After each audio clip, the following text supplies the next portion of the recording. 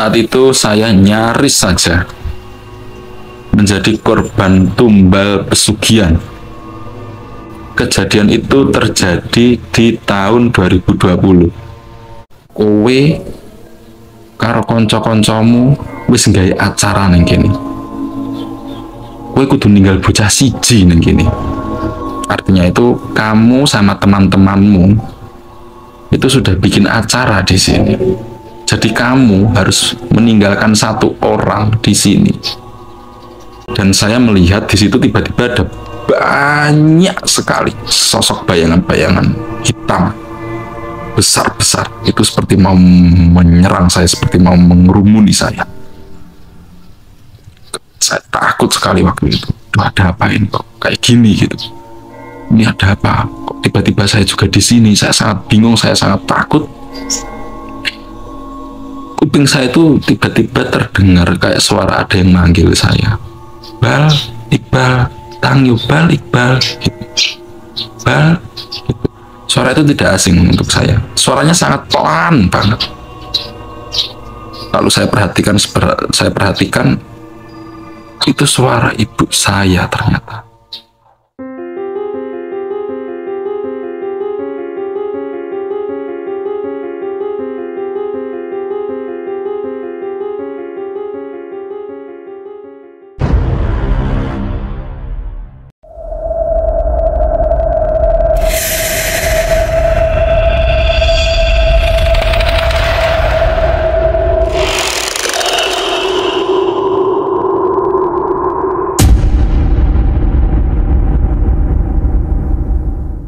Assalamualaikum warahmatullahi wabarakatuh.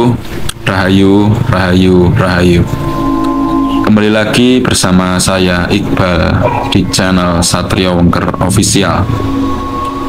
Di segmen kali ini saya akan membagikan sebuah kisah yang saya alami sendiri. Saat itu saya nyaris saja menjadi korban tumbal pesugihan. Kejadian itu terjadi di tahun 2020. Saat itu saya sama teman-teman Satria Wengker yang lain itu mau bikin konten penelusuran misteri di Punden Sukuh, Pulung Ponorogo. Punden Sukuh itu memang sangat terkenal dengan keangkerannya, sangat terkenal menjadi tempat pesugihan yang terbesar di Ponorogo. Jadi waktu itu kita sama tim meeting untuk menentukan lokasi konten yang akan kita lakukan penelusuran misteri. Akhirnya ada salah satu tim yang mengusulkan untuk ke Punden Sukuh karena Punden Sukuh memang terkenal dengan tempat pesugihannya.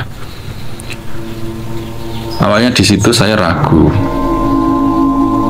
karena memang tempat itu berada di tengah hutan, di hutan kayu putih di Pulung. Kalau orang Ponorogo kalau mau ke Pulung itu pasti melewati hutan hutan kayu putih, dan lokasinya Punden Sukuh itu berada di tengah hutan tersebut. Mungkin dari jalan raya itu mungkin sekitar 2 kiloan lah, kita masuk ke hutan sekitar 2 kilo nanti kita ketemu sama Punden Sukuh itu.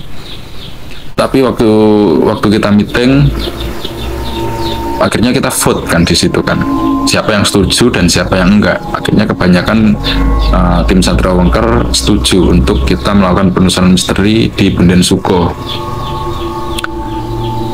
Waktu itu akhirnya saya sama beberapa tim itu sore hari itu kita ke sana untuk survei lokasi terlebih dahulu, sama mencari info di warga sekitar lah tentang mitos atau tentang kabar yang ada di Punden Sukuh itu. Kita sore ke sana, kita survei lokasi, kita ketemu sama beberapa warga, kita tanya-tanya untuk materi kita tentunya. Setelah itu kita balik. Setelah kita survei lokasi, kita balik. Sebenarnya waktu survei lokasi itu perasaan saya sudah tidak enak. Soalnya waktu di tempat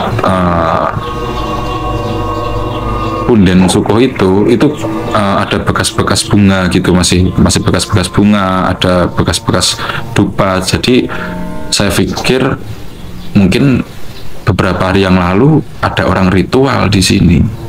Di situ juga saya menemukan ada kertas. Kertas itu ada tulisannya. Tulisannya itu nama sama usaha dan apa yang diminta. Dan kertas-kertas yang saya temukan itu nggak cuma satu dua, banyak, ada beberapa dengan usaha yang beraneka ragam. Dan kebanyakan kan di situ di balik kertas itu ada alamat yang menulis itu kan. Itu malah jarang saya menemukan yang dari Ponorogo asli, malah kebanyakan itu dari luar kota. Setelah kita survei lokasi, kita memutuskan malam itu juga kita ke Punden Sukuh untuk melakukan penelusuran misteri. Jam 11 malam kita menuju Punden Sukuh. Di sana biasalah, kalau anak-anak Satria Wangger itu selalu sebelum kita melakukan penelusuran misteri atau kita bikin konten, selalu kita mengirim doa terlebih dahulu, kita ritual terlebih dahulu supaya semuanya itu baik-baik saja. Kita izin sama yang punya tempat, kita kirim doa kepada leluhur-leluhur yang ada di situ. Itu selesai ritual mungkin sekitar hampir jam 12 malam kalau nggak salah ya, hampir jam 12 malam akhirnya kita melakukan penelusuran misteri. Di situ saya yang memegang kamera. Waktu saya megang kamera itu sebenarnya perasaan saya sudah nggak enak. Seperti tangan saya itu ada yang sesuatu angin yang padat itu menabrak saya berkali-kali. Tapi saya di situ diam. Saya tidak mau teman-teman saya menjadi panik. Saya di situ diam, saya hanya menahan ketakutan saya. Ada beberapa kali ada benturan-benturan seperti angin, tapi itu anginnya padat banget dan panas, tapi kok nggak panas gitu, nggak panas, anginnya itu panas di tangan, di badan, bahkan di muka itu sering lah bertubi-tubi. Saya berpikir positif di situ. Mungkin ini efek dari ketakutan saya. Saya mencoba menenangkan hati saya sendiri. Saya tidak mau cerita sama teman-teman karena takutnya nanti bikin panik atau gimana. Proses syuting berjalan mungkin sekitar 15 menit. Salah satu tim akhirnya ada yang kesurupan.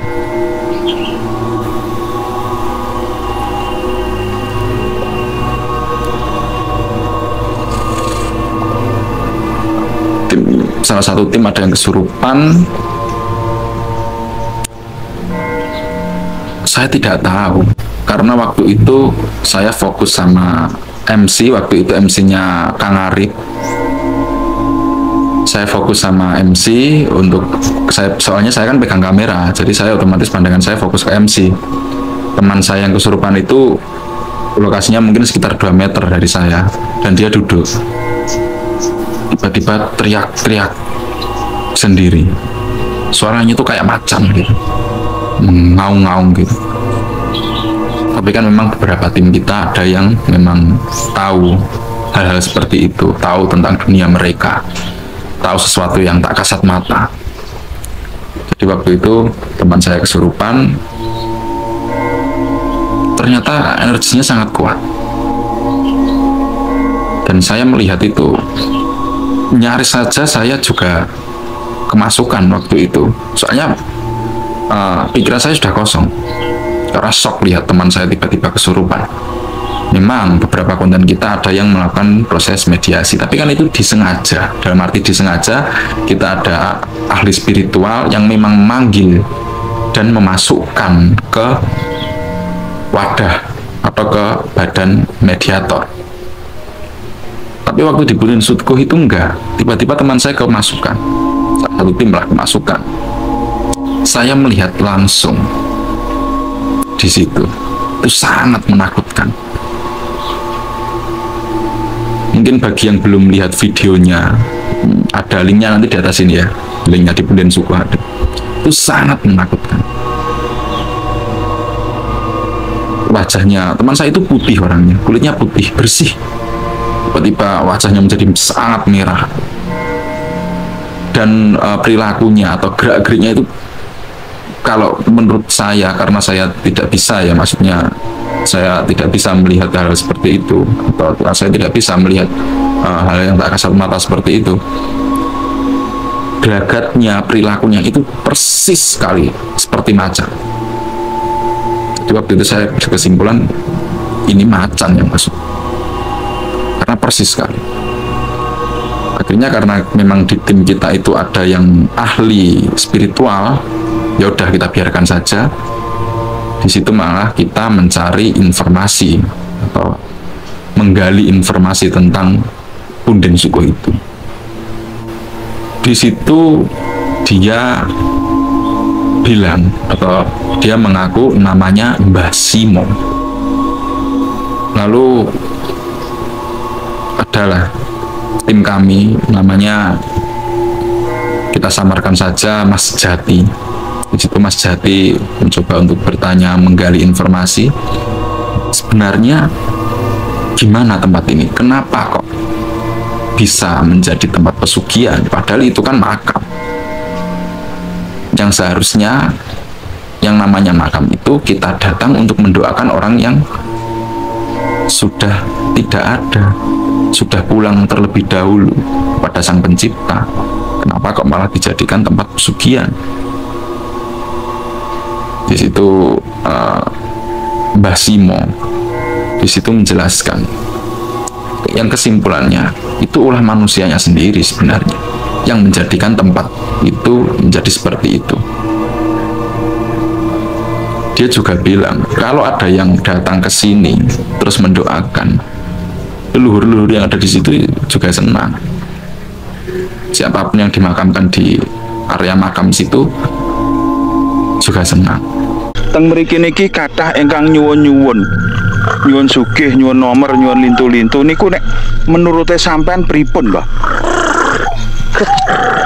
Kini papan panggonan kini ana sing bunga sumringah, ana sing susah, ana sing ayem, ana sing isine amarah. Karek sing milih jabang bayine milih mlebu ning papan sing endi. Berarti bisa kita bilang kalau manusia sendirilah yang bersalah, karena tempat ini bukan tempat untuk meminta-minta. Tapi walaupun kita itu asik ngobrol dengan Mbah Simo, itu kejadian-kejadian janggal di sekitaran situ itu masih sangat kuat sekali. Contohnya ada kok di video, nanti saya tampilkan. Ada di video itu Kang Arif itu sampai terjatuh tiba-tiba, enggak kok dia jalan terus jatuh, enggak, dia berdiri tiba-tiba dia jatuh.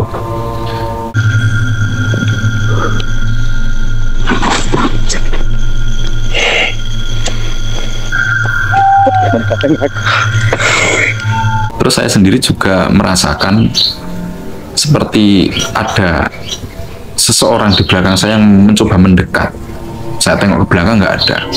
Gitu lagi, ada suara langkah kaki yang mendekati saya tengok nggak ada. Jadi kejadian-kejadian janggal waktu proses itu sebenarnya sangat banyak. Waktu itu setelah Mbah Simo itu dikeluarkan sama salah satu ahli spiritual kita, Kang Koirul, Mbah Simo dikeluarkan, itu tim kami yang kesurupan tadi itu sempat tidak sadarkan diri, sempat pingsan lah.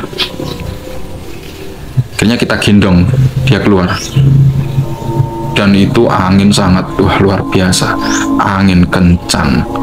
Beberapa kali ada naungan anjing yang seharusnya itu tidak ada di sekitar situ anjing itu, tapi kita semua mendengar ada anjing menggonggong. Akhirnya kita semua keluar dari tempat itu karena tim kami yang kesurupan tadi tidak sadarkan diri, kita gendong lah keluar, kita netralisirkan. Setelah dia sadar, kita beri minum, dan alhamdulillahnya tim kami yang kesurupan tadi baik-baik saja. Lalu karena suasananya itu masih sangat mencekam, dan mungkin bukan saya saja yang waktu itu ketakutan, jadi mungkin sebagian dari kami, sebagian tim kami itu juga ketakutan, ada beberapa. Terus akhirnya atas usulan ahli spiritual kami, kita netralisirkan dulu tempat itu. Dengan cara apa? Kita kembali masuk lagi ke Punden Sukuh itu. Punden Sukuh itu letaknya satu komplek dengan makam umum. Jadi sebelah sini ada makam umum, terus Punden Sukuh ada di sini, jadi masih satu komplek lah. Kita masuk lagi, kita di situ ngobrol, kita di situ sharing untuk menetralkan suasana supaya semuanya kondusif. Setelah bagi kami sudah kondusif, akhirnya saya dan tim memutuskan untuk pulang. Kita sudahi konten itu, karena kalau kita lanjutkan lagi, kita mau menguak sejarah atau informasi yang ada di situ, takutnya malah akan terjadi hal buruk. Akhirnya kita memutuskan untuk pulang. Nah, di sini sesuatu yang aneh terjadi. Tiba-tiba sebelum kita pulang, kita kan mau pulang kan setelah di tempat-tempat di Punden atau di tempat-tempat yang sakral, kita setiap kali mau pulang kan selalu berdoa kembali, berpamitan lah istilahnya. Kita melakukan kirim doa.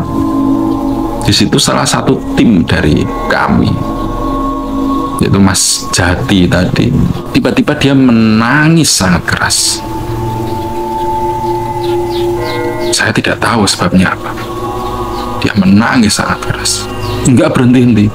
Yang suasananya sebelumnya sudah mulai stabil, sudah mulai kondusif, tiba-tiba itu tegang lagi. Kenapa Mas Jati ini kok tiba-tiba menangis? Awalnya kita diamkan sampai dia benar-benar tenang. Dia menangis sesegukan, keras sekali.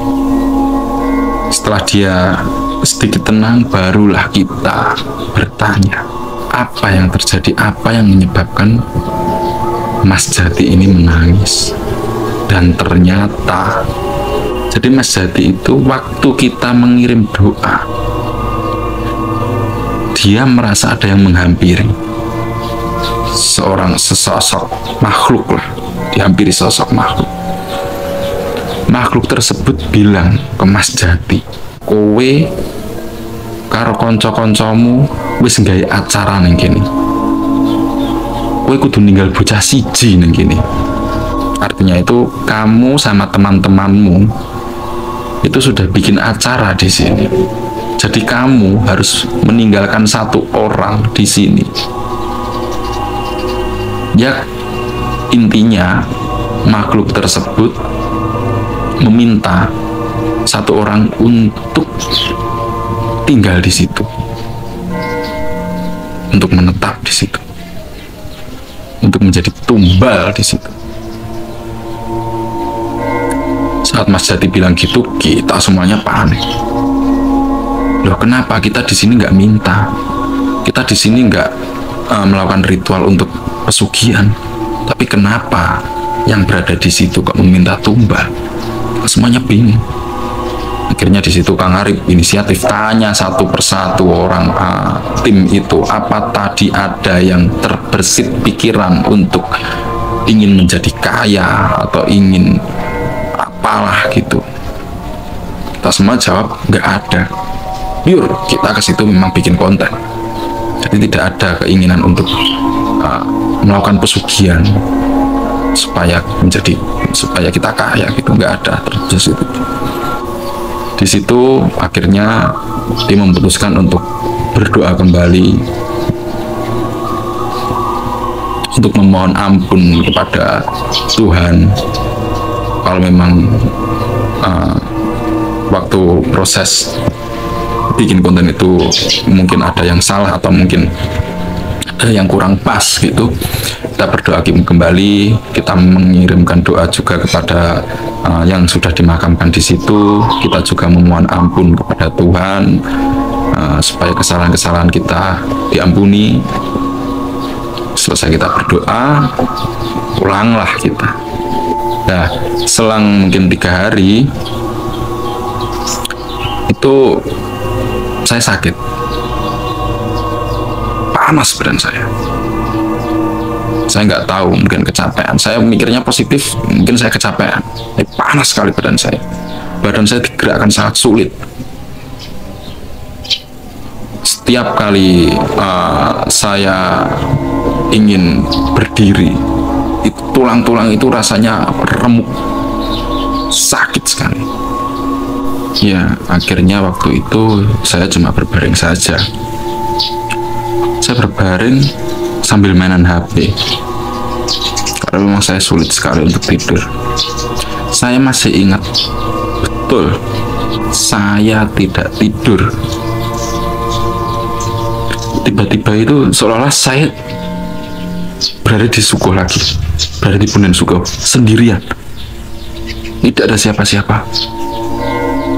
Padahal saya masih sadar, saya itu berada di kamar, saya lagi sakit, saya lagi mainan HP, saya nggak tidur, saya masih sadar. Tapi tiba-tiba di satu sisi saya itu berada di Punden Sukoh sendirian, tidak ada tim Satria Wangker, tidak ada. Di situ tiba-tiba ada sosok orang besar badannya, hitam besar gitu, pakai pakaian yang hitam, serba hitam lah, tapi besar banget badannya. Mungkin tingginya itu mungkin sekitar 2,5 meter. Dia menghampiri saya, tapi semakin mendekat ke saya, sesosok itu semakin kecil, terus seolah-olah dia menjelma seperti manusia. Dia berpakaian rapi, sopan gitu. Dia menghampiri saya, dia menawari sesuatu sama saya. Tiba-tiba di pandangan saya waktu saya berada di Punden Sukoh itu, di depan saya itu ada bangunan yang sangat mewah, seperti istana. Saya ditawari. Dia bilang ke saya, "Mari Mas ikut masuk ke dalam. Di dalam apapun yang Mas inginkan itu pasti akan terwujud." Di situ saya masih setengah sadar, setengah enggak. Akhirnya dalam kebimbangan itu saya ikutin orang itu.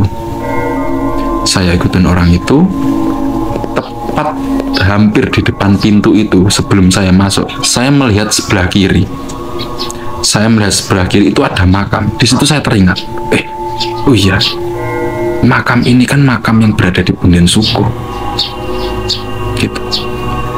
Dan makam itu di penglihatan saya waktu itu seperti ada gapuranya. Jadi seperti ada pintu masuknya. Dalamnya makam. Di sebelah pintu masuk, saya melihat salah satu tim Satria Wangker, yaitu Kang Arif, berdiri di situ. Saya akhirnya bilang sama sesosok yang mengajak saya masuk ini, "Sebentar, di sebelah kiri itu ada teman saya mau mengajak teman saya itu." Saya bilang gitu. Jadi sebelum pintu masuk itu, pintu masuk yang menurut saya seperti, gambaran saya seperti istana itu, saya akhirnya belok ke kiri, ingin menghampiri Kang Arif. Saya belok, saya masuklah ke makam itu. Saya masuk ke makam itu, baunya sangat anyir. Saya masih ingat betul baunya. Baunya sangat anyir sekali, seperti bau darah. Di situ malah saya tidak menghampiri Kang Arif, saya malah melewati Kang Arif. Akhirnya saya tanpa sadar saya jalan menuju ke sebuah makam. Saya tidak tahu itu makam siapa. Tiba-tiba ada sosok bayangan putih berdiri di samping saya. Dia bilang, "Iki tunggonmu." Artinya ini bukan tempatmu. Kembalilah. Sosok bayangan putih itu bilang seperti itu. Setelah itu saya tiba-tiba sadar. Tiba-tiba istana yang saya lihat, makam yang saya lihat, bahkan Kang Arif itu tiba-tiba menghilang. Saya tiba-tiba berada lagi di Punden Suko. Dan saya melihat di situ tiba-tiba ada banyak sekali sosok bayangan-bayangan hitam besar-besar. Itu seperti mau menyerang saya, seperti mau mengerumuni saya. Saya takut sekali waktu itu. Duh, ada apa ini kok kayak gini gitu? Ini ada apa? Kok tiba-tiba saya juga di sini? Saya sangat bingung, saya sangat takut. Kuping saya itu tiba-tiba terdengar kayak suara ada yang manggil saya. Bal, Iqbal, Tangyo, Bal, Iqbal, gitu. Bal, gitu. Suara itu tidak asing untuk saya. Suaranya sangat pelan banget. Lalu saya perhatikan itu suara ibu saya ternyata. Dan saya di situ baru sadar, oh iya, tadi kan saya di rumah. Saya lagi di kamar, saya lagi berbaring karena saya sakit, saya lagi mainan HP. Akhirnya suara itu semakin jelas, suara ibu saya memanggil saya. Tapi saya di situ bingung gimana saya caranya kembali lagi ke rumah atau ke dalam kamar. Akhirnya saya asal lari saja. Saya ikutin suara memanggil itu. Dan tiba-tiba akhirnya saya tersadar. Saya kembali lagi di kamar dan ibu saya di sebelah saya. Memang ibu saya sedang manggil saya. Waktu itu ibu saya ngiranya saya tertidur. Dia mencoba untuk membangunkan saya. Ya alhamdulillah, karena berkat suara dari ibu saya bisa kembali lagi. Entah kalau ibu saya nggak manggil saya, gimana nasib saya saat ini. Begitu. Dan alhamdulillahnya setelah kejadian itu sampai detik ini sudah tidak ada hal-hal aneh lagi yang mengganggu saya, mengganggu hidup saya. Dan saya juga tanya sama teman-teman, mungkin ada teman-teman setelah di Punden Suko itu mengalami kejadian seperti saya. Ternyata tidak ada, cuma saya sendiri yang mengalami kejadian seperti itu. Setelah saya sharing-sharing, setelah saya tanyakan ke Kang Arif, setelah saya tanyakan ke beberapa teman-teman yang ada di tim Satria Wengkar, mereka berkesimpulan saya nyaris saja jadi tumbal pesugihan di situ. Saya nyaris saja diminta di situ. Tapi berkat panggilan dari ibu saya, akhirnya saya bisa kembali. Dan alhamdulillah sampai saat ini sudah tidak ada lagi gangguan-gangguan seperti itu. Sebenarnya dari kisah yang saya alami ini ada nilai-nilai yang sangat berkesan bagi saya. Bukan kok masalah keangkeran tempat itu, bukan kok masalah tempat pesugihan itu, enggak. Tapi nilainya itu itulah kuatnya seorang ibu kepada anak. Itulah kuatnya batin seorang ibu kepada anaknya. Apapun yang terjadi pada anaknya, kalau ibu itu masih mengharapkan anaknya, masih mendoakan anaknya, insya Allah semuanya bakal baik-baik saja. Saya mengutip kisah di agama Islam. Seorang sahabat Rasul pernah bertanya kepada Rasulullah SAW. Sahabat itu bertanya, "Ya Rasul, bagaimana saya mengetahui bahwa Tuhan itu sedang tersenyum kepada saya? Lalu Rasulullah menjawab, buatlah ibumu tersenyum, maka di saat itu juga Tuhan sedang tersenyum kepadamu. Mungkin video akan saya cukupkan sampai di sini. Semoga kisah hidup saya ini bisa menjadi pelajaran untuk kita semua, supaya kita bisa lebih berhati-hati lagi di semua tempat. Dan jangan lupa selalu berdoa sebelum melakukan sesuatu apapun itu. Ya udah, bila ada tutur kata saya yang salah atau menyinggung beberapa pihak, saya mohon maaf. Bila taufik wal hidayah. Assalamualaikum warahmatullahi wabarakatuh. Rahayu, rahayu, rahayu.